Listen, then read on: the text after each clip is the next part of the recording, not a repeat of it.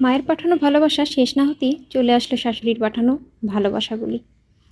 প্রথমেই পেলাম এক পলিথিন পুঁইয়ের বিচি। পুঁইয়ের বিচিগুলো বের করে সরাতেই দেখি ওমা আরও এক পলিথিন। এত পুঁইয়ের বিচি দিয়েছে, আমার বাসায় তো এখন পুঁইয়ের বিচির মেলা বসে যাবে।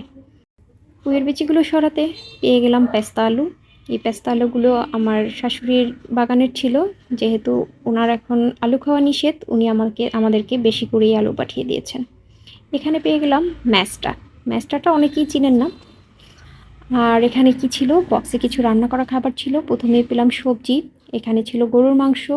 আর এখানে তো খাজানা পেয়ে গেলাম ভর্তা, শুটকির বড়া, আর হচ্ছে সরিষা পাতা দিয়ে টাকি মাছের ভর্তা। আর এখানে ছিল হাতে বানানো চুটকি সেমাই। ওমা, কতগুলো চাল ভাজা! কিছুদিন আগেও পাঠিয়েছিল, সেগুলো শেষ না হতে আবার।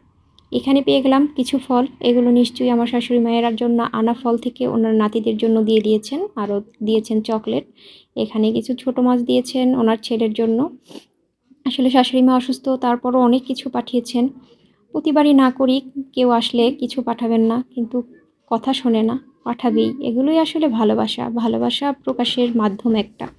তো এই চুটকি সময়গুলো কিন্তু খেতে খুব ভালো লাগে। আমার শাশুড়ি মা রান্না করে খাওয়ায় সবসময়। আর এই বড়াগুলো আমার শাশুড়ি মার স্পেশাল বড়া।